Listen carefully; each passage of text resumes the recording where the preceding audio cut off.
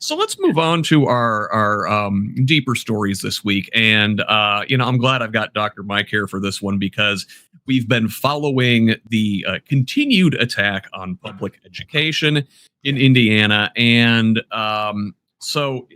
the wake of the Charlie Kirk assassination, it has been a very very fruitful situation for the far right to mine for rage. And Todd Rokita has certainly been one of the guilty parties advocating for the removal of teachers who said mean things about Charlie Kirk in the aftermath. So here, I've got a story here. This is it's from the Indy Star via Yahoo News. So Rokita sent a letter offering legal guidance to school superintendents and public university administrators on Tuesday, claiming that schools assume substantial authority to remove or discipline teachers who make divisive or controversial speech.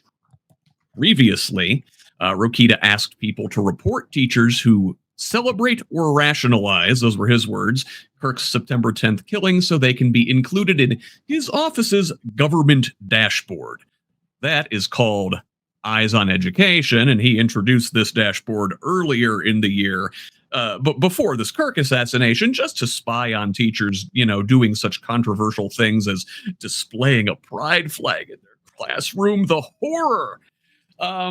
So Rokita continues. He says, as a matter of good government and sound public policy, schools would be wise to remove from the classroom teachers who express support for or attempt to excuse political violence.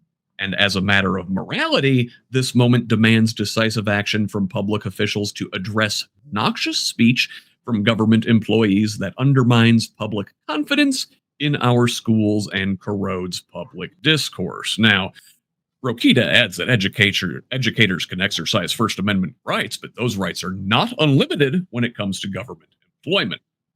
Governor Mike Braun has also expressed similar thoughts, stating that the Secretary of Education can suspend or revoke a teacher's license for misconduct. So, Dr. Mike, let me get your thoughts on this. I put it on a T for you. Smash this thing out of the park. Great job. First, the thing that I really want to say is that the state has indicated a really strong lack of support for public education and for anyone involved in public education. And I think that is one of those things. When you were reading earlier the news about the prison population being at 95% full, and we're building, you can look, and I don't have the figures in front of me, but it's my understanding that you can compare attendance rates and graduation rates, and it correlates to the numbers that go into prison. It's the school to prison pipeline. And Yep. I know so many teachers that are fighting so hard not to lose students. And when I say not to lose them, I mean, we make promises to ourselves, to our parents, to our communities, that we are going to be here. We're not going anywhere. We are going to educate all students. And we're going to educate all students to the very level that they need to be. And that means that we're going to take care of making sure that we identify students with special needs, make sure that we provide the services for them. And then we don't just forget about them once they get up to third or fourth grade because they can read. We're going to say, let's make sure we provide for them the things they can read that will keep their imagination trapped, and that they want to read and they want to go, because it opens new worlds. And so, there are a lot of political things I could say. I actually teach politics. But the one thing that I always tell students is that you have to understand that politics is not evil. That's a hard concept. And I start with that, and they look at me and I say, politics is not evil, it just is. Right. Period. I mean, politics is always going to be there, and it's competition for scarce resources. I didn't create that definition. Somebody did, and I've never been able to trace down who said it, that politics is competition for scarce resources. We here in our state have decided that we're going to fully fund private religious schools.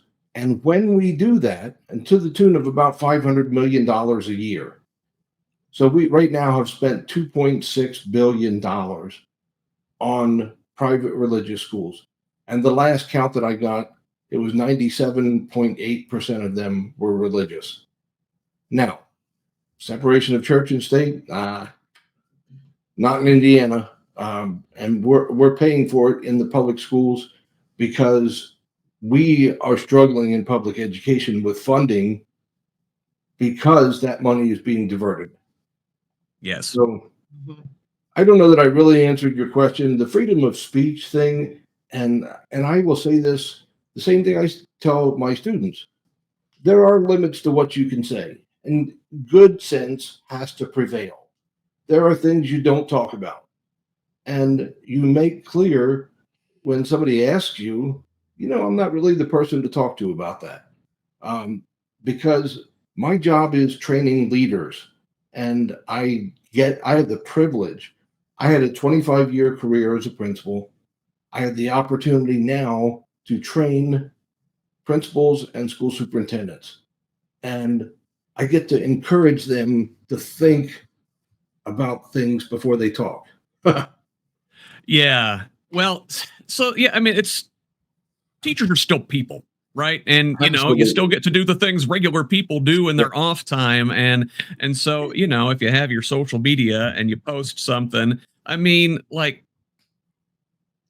Rokita and Braun and the Republicans in general are really conflating any mild criticism of anything Kirk said with excusing political violence. Leslie, you said one of these teachers in Indiana.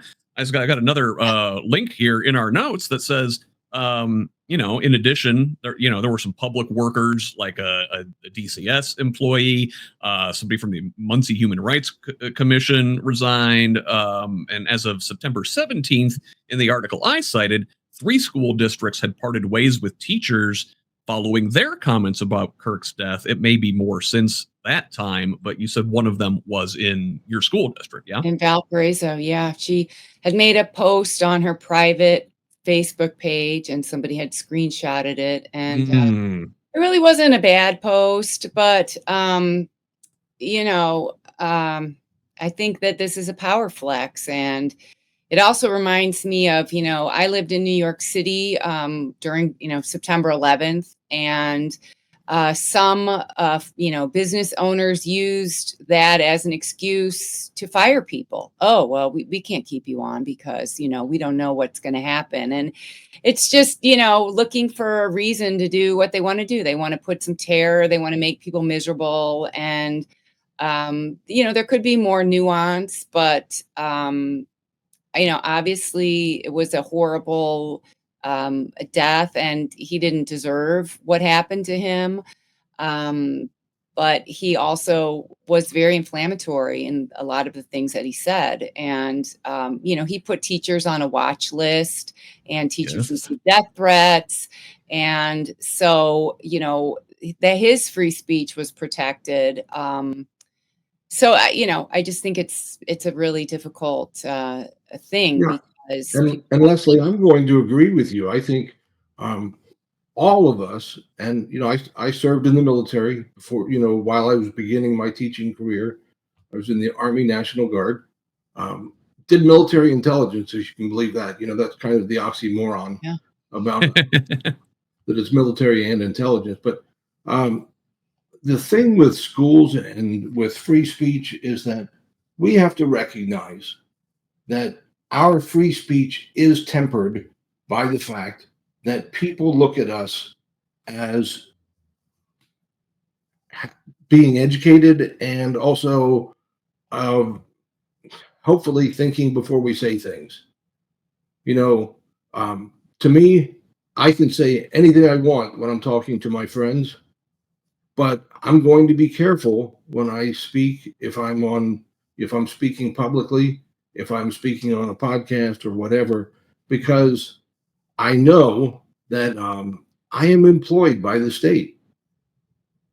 Yes, That's yes. the reality.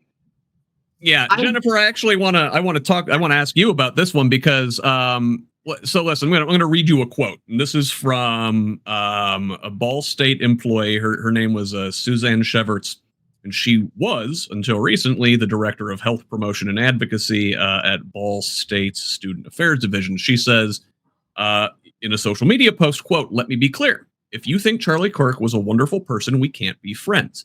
His death is a tragedy, and I can and do feel for his wife and children.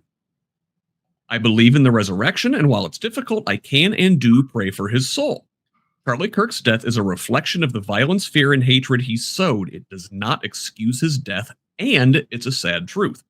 The shooting is a tragedy, and I can and do feel for a college campus experiencing an active shooter situation.